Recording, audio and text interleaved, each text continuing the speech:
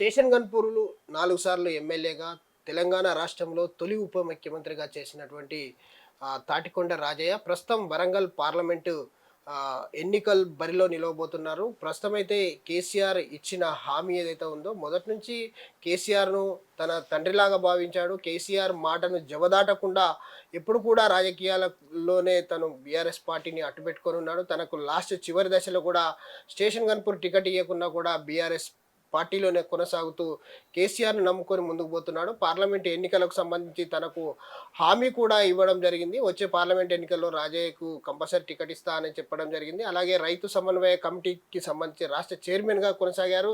కొద్ది రోజుల్లోనే ప్రభుత్వం పడిపోవడంతోటి ఆ పదవులన్నీ కూడా రాజీనామా చేయాల్సొచ్చింది. ప్రస్తుతం మనతో పాటు తాటికొండ రాజయ్య ఉన్నారు. వారిని అడిగి తెలుసుకుందాం. సార్ నమస్తే. నమస్తే. సరే ఎలా ఉండబోతుంది పార్లమెంట్ ఎన్నికల్లో? మీకు కేసీఆర్ ఇచ్చాడు హామీ, 4 సార్లు ఎమ్మెల్యేగా గెలిచారు స్టేషన్ గన్పూర్‌లో. తర్వాత తెలంగాణ రాష్ట్రంలో ఉప ముఖ్యమంత్రిగా కొనసాగారు. కొద్ది రోజులుగా స్తబ్దతగా ఉన్నారు. పార్లమెంటు ఎన్నికల్లో మీ పేరు వినబడతా ఉంది ప్రధానంగా. ఏ విధంగా ఉండబోతుంది? సో మొన్నటి వరకు అసెంబ్లీ ఎన్నికల్లో మరి పోరాటం చేసిన సంగతి, టికెట్ల కోసము మరి అడిగిన సంగతి అందరికీ కూడా తెలుసు.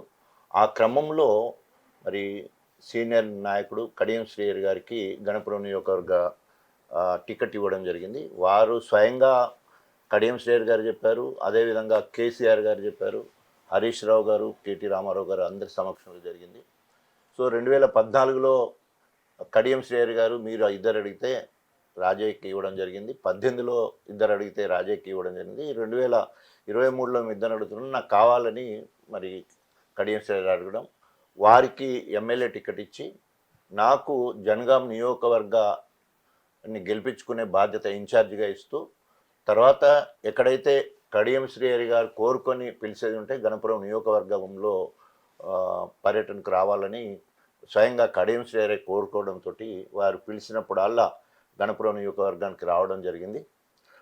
నిజంగా చాలా సంతోషం ఏంటంటే నేను ప్రాతినిధ్యం వహించిన గణపురం నియోజకవర్గం 10 సంవత్సరాలు గ్రాస్ రూట్లో ఉంది. అంటే క్షేత్రస్థాయిలో గ్రామ అధ్యక్షుడు, సర్పంచి, ఎంపీటీసీ, రైతు కోఆర్డినేటర్, అనుబంధ కమిటీలన్నీ కూడా 10 సంవత్సరాల నుండి నా కనసైగల్లో నేను నియమించిన వాళ్ళే ఉండడం, ప్రజాప్రతినిధులుగా నామినేటెడ్ పోస్టులో ఉన్న వాళ్ళందరూ కూడా కేసీఆర్ గారి ఆశీస్సులతో అవన్నీ కూడా నేను నియమించిన వాళ్ళే ఉండడం, ఆత్మీయ సమావేశాలు గొప్పగా చేయడం, చివరిగా మరి దశాబ్దోత్సవాలు 21 రోజులు 146 గ్రామాలు తిరిగి మేజర్ గ్రామ పంచాయతీల్లో 21 రోజులు పల్లె నిద్ర చేయడం, దానికి పరాకాష్ట. అంటే పార్టీని చాలా గొప్పగా చేయడం. అంటే తెలంగాణ రాష్ట్రంలో 119 నియోజకవర్గంలో గణపురం నియోజకవర్గం మొదటి 10 స్థానాల్లో ఉండే స్థాయికి తీసుకురావడం జరిగింది. కడియం శ్రీహరి గారు కూడా వారి ప్రచారంలో అనేక సందర్భాలు అన్నారు, బీఆర్ఎస్ పార్టీ గన్పూర్లో చాలా బలంగా ఉన్నది, కడియం శ్రీహరి గారు మీరు పోయి పోటీ చేయండి అని చెప్తే నేను వచ్చానని స్వయంగా వారు కూడా చెప్పడం జరిగింది. సో అట్లా బలంగా నా క్యాడర్ ఉంది కాబట్టి ఇక్కడ కడియం శ్రీహరి గారు గెలిచారు. అదేవిధంగా నన్ను నియోజకవర్గ ఇన్ఛార్జిగా పెట్టిన జనగాం స్టార్ క్యాంపెయిన్గా నేను అక్కడ ఉండి మరి వారిని గెలిపించే బాధ్యత కేసీఆర్ అప్పచెప్పడం, నేను కూడా నాకున్న పరిచయాలతోటి గొప్పగా ప్రజల్లోకి వెళ్ళిపోవడంతో అక్కడ గెలవడం జరిగింది. అంటే సో ఓవరాల్గా అభ్యక్త వరంగల్ జిల్లా చూసుకుంటే 2 గెలిస్తే 2 నా ఖాతాలలో పడ్డాయి. వ్యక్తిగతంగా అభ్యర్థులుగా అక్కడ పల్లె రాజేశ్వర రెడ్డి గారు ఉండొచ్చు, ఇక్కడ కడియం శ్రీ గారు ఉండొచ్చు. సో కానీ గెలిపించుకునే బాధ్యత బీఆర్ఎస్ పార్టీ కేసీఆర్ గారు నాకు అప్పచెప్పడం నాకు చాలా సంతోషం. ఆ రకంగా సంతోషం. బాధ ఏంటంటే అంత కష్టపడి టికెట్ అన్నందుకు బాధ ఉంది.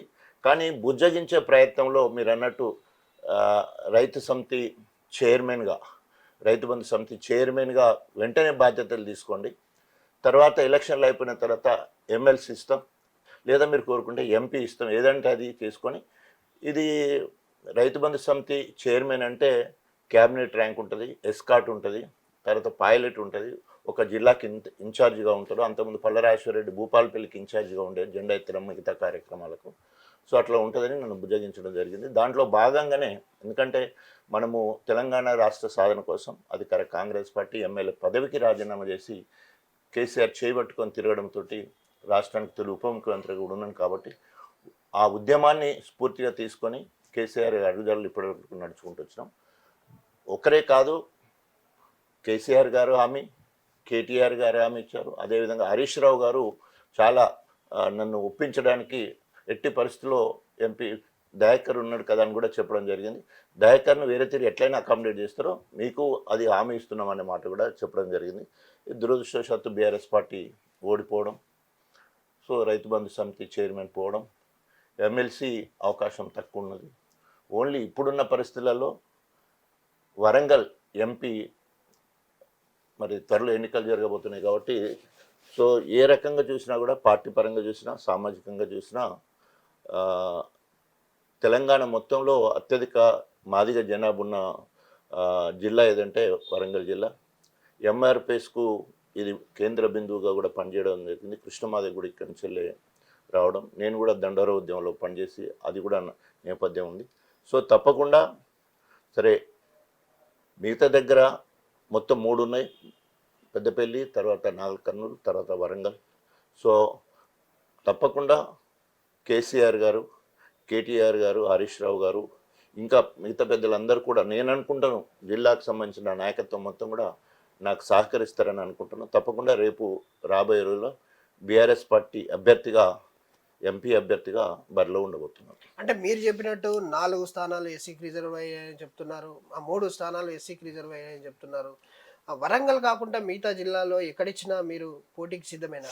అంటే నా కర్నూలు, మహబూబ్ నగర్లో నా కర్నూలు ఉంది, అక్కడ రాములు అక్కడ సిట్టింగ్ ఉన్నాడు, వెంకటేశ్వర్లని నేత కానీ వెంకటేశ్వర్లని ఇక్కడ పెద్దపల్లిలో ఉన్నారు, ఇక్కడ వీరు కూడా ఉన్నారు. సో ఒకవేళ కనుక పార్టీ నిర్ణయం తీసుకొని ఇక్కడ ఇప్పుడున్న ఎగ్జిస్టింగ్ మన పసునూరి దయాకర్ గారిని మార్చి వారిని ఎమ్మెల్సీకో ఇంకేదైనా చేసి నన్ను పంపించేది ఉంటే పార్టీ నిర్ణయం కట్టుబడి ఉండి తప్పకుండా నేను పోటీ చేస్తాను. ఎందుకంటే వారు ఇచ్చిన హామీని గుర్తు చేయడం మాత్రమే జరిగింది. నేను ఏదో దయాకర్కి పోటీ అనో లేకపోతే ఆయనను పెట్టమనే కాదు, వారు నాకు ఇచ్చిన హామీలు మాత్రమే గుర్తు చేస్తాను. ఓకే సార్, ఇప్పుడు మీరు అన్నట్టు వారు ఇచ్చిన కేసీఆర్ ఇచ్చిన హామీ ప్రకారం మీరు అడుగుతున్నారు. ఓకే, ఇప్పుడు సిట్టింగ్లను మారుస్తారనేది ఒక టాక్ అయితే వినబడుతుంది. అటు మహబాద్కు సంబంధించి ఆ కవితను కావచ్చు, ఇటు వరంగల్ ఎంపీ పసునూరి దయాకర్ రావును మారుస్తారు అనే ఒక మాట వినబడుతుంది. అక్కడ వైరా మాజీ ఎమ్మెల్యే రాముల్ నాయక్ కొడుకు గతంలో కేసీఆర్ మాట ఇచ్చారు, అక్కడ జీవన్ లాల్ను పెట్టబోతున్నారు అనేది ఒక సంకేతాలు వస్తున్నాయి. అలాగే వరంగల్కు సంబంధించి వరంగల్ ఎంపీ స్థానానికి వచ్చేవరకు బరిలో అటు ఆరూరు రమేష్ కావచ్చు, మీరు కావచ్చు, సిట్టింగ్ ఏదైతే దయాకర్ కావచ్చు, ముగ్గురు ప్రధానంగా పోటీ పడుతున్నారు. ఎవరికి అంటే మార్చడం అనేది ఖాయం అయిపోయినట్టే దాదాపుగా. సో డెఫినెట్గా అంటే ఇది కేసీఆర్ గారు చెప్పిన మాటనే. అరూరి రమేష్ గారికి ఎమ్మెల్యే టికెట్ ఇవ్వడం జరిగింది. దయాకర్ గారు ఆల్రెడీ ఇప్పటికి 2 సార్లు మంచి మెజార్టీ తోటి ఎంపీ గెలవడం జరిగింది. నేను టికెట్ రాకుండా పార్టీ నిర్ణయానికి కట్టుబడి 2 నియోజకవర్గాలను గెలిపించే బాధ్యత నా మీద పెట్టారు. సో గెలిపించుకొస్తే నీకు ఎంపీ చేస్తామని హామీ అధిష్టానమే ఇచ్చింది కాబట్టి అది మాత్రమే నేను గుర్తు చేస్తున్నాను. సో 100% అధిష్టానము ఏ నిర్ణయం తీసుకుంటే ఆ నిర్ణయానికి కట్టుబడి ఉంటాను. సో ఎందుకు నాకు అర్హత ఉందంటే ముందు చెప్పినట్టు నేను ఒక డాక్టర్ని, ఆ రకంగా 40 సంవత్సరాల నుండి ప్రాంతం అంతా కూడా సుపరిచితం. డిప్యూటీ సీఎం ఉన్నప్పుడు ఇంటింటి సర్వే చేసినప్పుడు అన్ని మండలాలు తిరిగిన చరిత్ర ఉంది. తర్వాత నాకున్న సీనియారిటీ ప్రకారం బీఆర్ఎస్ పార్టీ పక్షాన భూపాలపల్లి మున్సిపాలిటీ ఎన్నికలు పోయినా, పరకాల్ మున్సిపాలిటీ ఎన్నికలు పోయినా, ఈస్ట్ వెస్ట్ కొట్టిన పిండి లెక్కనే నాకు. తర్వాత వర్ధనపేట కావచ్చు, తర్వాత పాలకుర్తి గన్పూర్ రిలేటెడ్ ఉంటుంది. సో గన్పూర్ నాది ఎట్లాగుంది. సో కాబట్టి ప్రజా సంబంధాలు నేను అనుకుంటాను నాకున్న 40 సంవత్సరాల వైద్య వృత్తిలో కావచ్చు, దండోరా ఉద్యమంలో కావచ్చు, బీఆర్ఎస్ పార్టీలో అధికార కాంగ్రెస్ పార్టీ వదిలిపెట్టి బీఆర్ఎస్ పార్టీలో చేరి రాష్ట్రం జిల్లా అంతా తిరగడం కావచ్చు, ఈ రకంగా అనేక రకాలుగా. సో ఇవన్నీ కూడా అధిష్టానం దగ్గర ఉన్నాయి. అట్లాగే at the same time Aroori Ramesh కానీ ఎవరైనా అందరూ కూడా అరువులే. ఎస్సీ అయిన వాళ్ళు ఒక మాదిగ వాళ్ళనే కాదు, అందరూ 59 కులాలు కూడా అర్హత ఉన్నది, ఎవరైనా పోటీ చేయొచ్చు. కానీ అధిష్టానం తీసుకునే నిర్ణయానికి మనం కట్టుబడినారు. సామాజిక కోణంలో ఆలోచించినప్పుడు వరంగల్ ఎస్పెషల్లీ మాదిగ కేటాయించే అవకాశం ఎక్కువ ఉంది. అంటే చాలామంది కడియం శ్రీహరికి టికెట్ స్టేషన్ గన్పూర్ రావడంతో రాజయ్య మళ్ళీ కాంగ్రెస్ వైపు చూస్తాడు, కాంగ్రెస్ టికెట్ తెచ్చుకుంటాడు, మళ్ళీ గన్పూర్లో తను విజయకేతనం వేయబోతున్నారని చెప్పేసి కొంతమంది అక్కడ ఉన్న కార్యకర్తలు కావచ్చు, మీ పార్టీలో ఉన్నటువంటి బీఆర్ఎస్ నేతలందరూ కూడా అనుకున్న సమయంలో నిజంగా మీరు సమన్వయంగా ఉన్నారు, అదే పార్టీలో కొనసాగారు. మళ్ళీ పార్లమెంట్ ఎన్నికలకు వస్తే ఏమన్నా బై ఛాన్స్ ఏమన్నా పార్టీ మారే అవకాశం ఉందా? మనము ఊహాజనకమైన ప్రశ్నలకు ఇప్పుడు సమయం సందర్భం కాదు. కానీ నాది డిప్యూటీ సీఎం 6-7 నెలలనే పోయినప్పుడు కూడా జాతీయ పార్టీలన్నీ కూడా నన్ను కలవడం జరిగింది. అనేక మంది కూడా అనేక రకాల ప్రలోభాలకు గురి చేయడం జరిగింది. బట్ నేను ఖచ్చితంగా తెలంగాణ వాదిగా, ఉద్యమకారుడిగా, సో నేనేంటో నిరూపించుకోవాలి, నేను ఇట్లనే ఉంటానని చెప్పేసి విధేయతగా ఉన్నాను. మళ్ళీ 2018 పోటీ చేసి 37,000 మెజార్టీతో కూడా గెలవడం జరిగింది. సో ప్రతిసారి ఒకవేళ టికెట్ రానప్పుడు ఆటోమేటిక్గా మీకు తెలియదు ఏం లేదు, ఎక్కడైనా కనుక ఎవరికైనా అయ్యో అన్యాయం జరిగింది అంటే మనకు వస్తారా, మనకు అనేక మంది వచ్చడానికి మాట్లాడడానికి ఎవరు మాట్లాడలేదని నేను చెప్పలేను. కానీ సో అనేక మంది చేస్తారు. మనం ఎంత నిక్కష్టంగా నిక్కార్సుగా ఉన్నాం, ఎంతమంది ప్రలోభాలకు గురి చేసినా పోకుండా ఉన్నాం అనేది అల్టిమేట్ కదా. ఇవాళ వీళ్ళే కదా, ఇవాళ ఈటల రాజేందర్ మీద వస్తూ ఉన్నది, కాంగ్రెస్ పోతుందండి, విశ్వేశ్వర రెడ్డి మీద వస్తూ ఉన్నది, ఇట్లా హరీష్ రావు గారి మీద వస్తున్నది, అనేక మంది మీద అనేక రకాలు ఇటు పోతాను అటు పోతాను వస్తాను పాయ అని అంటున్నారు. ఇవన్నీ కూడా ఊహాగానాలు. కోర్స్ ఎందుకు ఏమన్నా కింద అసంతృప్తి ఉంటే ఏమైనా అవుతుందేమో అని ఊహాగానాలు. అందులో డిప్యూటీ సీఎం పోయినప్పుడు నిబ్బరంగా ఉన్నాను, ఎమ్మెల్యే టికెట్ పోయినప్పుడు కూడా అంత పనిచేసి మాట్లాడిన, చాలా ఛానళ్ళు కూడా మాట్లాడిన, గొప్పగా నియోజకవర్గంలో బీఆర్ఎస్ పార్టీని గొప్పగా తయారు చేసిన తర్వాత అధిష్టానం ఒక నిర్ణయం తీసుకుంటే కొంత బాధపడ్డప్పటికీ సహకరించి నా క్యాడర్ అంతా గణపూర్లో, నేను జనగాంలో పోయి గొప్పగా పనిచేయడం, అది ఏదైనా కూడా అల్టిమేట్ రిజల్టే కదా. 2 దిక్కులో గెలిచిందంటే సో అక్కడ 10 ఏళ్ళ నుంచి నేను కదా గణపురంలో పార్టీని పెంచి పోషించి పెద్ద చేసింది కేసీఆర్ గారి నాయకత్వంలో. సో అలాంటి సమయంలో అదేవిధంగా జనగాంకు నన్ను ఇన్ఛార్జ్ చేయడం, సో అక్కడ కూడా గెలవడం, అది ఎట్లయినప్పటికీ కూడా డెఫినెట్గా నా ఇన్ఫ్లుయెన్స్ అనేది అక్కడ ఉన్నది, గొప్పగా పనిచేసినట్టు కూడా. సో కాబట్టి అధిష్టానం తీసుకొని నేను కట్టుబడి పనిచేసినాను. రేపు అధిష్టానం కూడా నా విషయంలో సానుకూలంగా స్పందిస్తుందని నేను అనుకుంటున్నాను. చూడొచ్చు, ఏదైతే పార్టీ ఇచ్చిన లైనప్ ఎప్పుడు కూడా నేను తప్పలేదు. ఒక కాంగ్రెస్ పార్టీ అంటే ఒక పార్టీలో డిప్యూటీ సీఎం హోదాలో నా పదవి తీసేసినప్పుడు వివిధ పార్టీలు వాళ్ళ ప్రయత్నాలు వాళ్ళు చేసినప్పుడు కూడా నేను బీఆర్ఎస్ పార్టీ విధేయుడిగానే ఉన్నాను, కేసీఆర్కు విధేయునిగానే ఉన్నాను. నాకు ఎమ్మెల్యే టికెట్ ఇవ్వకున్నా కూడా అదే పార్టీలో ఆ నాయకత్వానికే విధేయతను కొనసాగాను. ఇప్పుడు కూడా మారే పరిస్థితి లేదు. నా గురించి ఆలోచిస్తారు, ఎందుకంటే ఇక్కడ పోటీ పడుతున్న వ్యక్తులు ఆరూరు రమేష్ కావచ్చు, ఏదైతే పసునూరి దయాకర్ కావచ్చు, వాళ్ళు గతంలో 2 సార్లు పార్లమెంట్ ఎన్నికల్లో తన గెలుపు కోసం నా నియోజకవర్గం నా వంతు సాయంగా నేను కూడా తిరిగాను. దయాకర్ రావు గెలుపులో నా బాధ్యత కూడా ఉన్నది. అలాగే ఆరూరు రమేష్కి సంబంధించి 2 సార్లు ఎమ్మెల్యేగా కొనసాగాడు, 3వసారి కూడా తనకు బరిలో నిలిచాడు. కానీ నాకు ఇక్కడ టికెట్ ఇవ్వకపోయినా నేను అదే పార్టీలో కొనసాగాను. పార్లమెంటు టికెట్ నాకు వస్తుంది అనే ఒక నమ్మకం ఉంది. కానీ పార్టీలు మాత్రం మారను, పార్టీలు మారే స్టాండ్ నాది కాదు.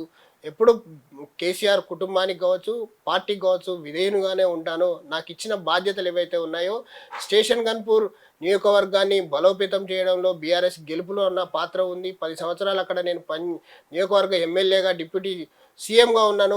పార్టీ క్యాడర్ని అలాగే కాపాడుకున్నాను. అక్కడ కడియం శ్రీగారి గెలుపు కోసం కృషి చేశాను. అలాగే నాకు ఇచ్చిన ఇన్ఛార్జ్ ఏదైతే ఉందో జనగామ నియోజకవర్గంలో కూడా పల్లె రాజేశ్వరరెడ్డి గెలుపు కోసం కూడా నేను అక్కడ కృషి చేశాను. ఈ 2 నియోజకవర్గాల్లో నా మార్కు కనబడ్డది. ఇదంతా కూడా పార్టీ గుర్తిస్తుంది అనే ఒక పూర్తి విశ్వాసం, నమ్మకం నాలో ఉంది. కాబట్టి వరంగల్ పార్లమెంట్ అభ్యర్థిగా తాటికొండ రాజయ్య పేరును తప్పకుండా అధిష్టానం పరిశీలించి నాకు ఇస్తుందనే నమ్మకాన్ని తాటికొండ రాజయ్య అయితే వ్యక్తం చేస్తూ ఉన్నాడు. ఇది ఇక్కడ ఉన్నటువంటి పరిస్థితి. కెమెరామెన్ రాజుతో విద్యాసాగర్, RTV న్యూస్, వరంగల్. మరిన్ని వీడియోస్ కోసం ఛానల్ ని సబ్స్క్రైబ్ చేయండి, లేటెస్ట్ అప్డేట్స్ కోసం వాట్సాప్ ఛానల్ ని ఫాలో చేయండి, అండ్ లింక్ డిస్క్రిప్షన్ లో ఉంది.